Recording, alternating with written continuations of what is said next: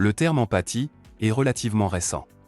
Inventé au XIXe siècle par le philosophe Robert Vichet, il désignait alors le mode de relation d'un sujet avec une œuvre d'art lui permettant d'accéder à son sens.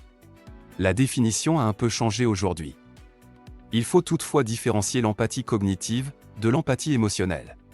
L'empathie cognitive désigne la capacité à comprendre les états mentaux de l'autre, alors que l'empathie émotionnelle désigne la capacité à ressentir les états émotionnels de l'autre.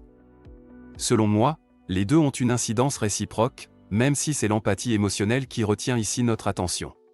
En fait, toute la difficulté de l'empathie réside dans le fait de pouvoir identifier l'émotion d'une autre personne, sans la ressentir directement. Comment comprendre l'émotion d'un interlocuteur, sans la ressentir pleinement? Il faut avant toute chose, avoir évidemment déjà ressenti cette émotion pour la connaître, ce qui est généralement le cas. Ainsi, la clé réside dans la maîtrise de soi. Nous devons garder le contact avec nos propres émotions. Pour cela, la respiration abdominale s'avère très utile, tout comme le langage corporel, si l'intensité est trop forte. Nous pouvons par exemple reculer, pour mettre de la distance, tourner notre buste pour sortir du face-à-face, utiliser nos mains ou nos bras pour nous protéger.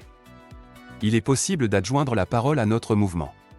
En émettant un message de bonne réception et de bonne compréhension, nous indiquons à notre interlocuteur que nous considérons son émotion. Vous pouvez lui dire par exemple « Je comprends que tu sois en colère » ou encore « Tu sais, tu as le droit d'être en colère ». Son émotion est ainsi valorisée sans jugement et peut alors s'exprimer sainement.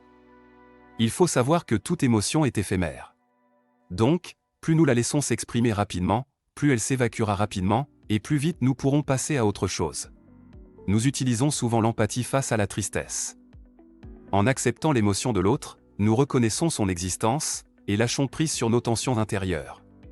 Enfin, si malgré tout, vous sentez que vous ne parvenez pas à prendre suffisamment de recul pour gérer la situation, il vaut mieux dans ce cas reporter l'échange, inviter la personne à reprendre la conversation plus tard, lorsque l'intensité de l'émotion sera retombée.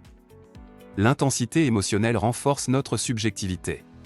Nous risquerions d'exprimer des mots qui dépassent notre pensée, et que nous pourrions regretter.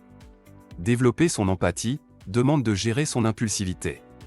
Il est parfois nécessaire de se couper de la source émotionnelle, surtout lorsque cette dernière est trop intense.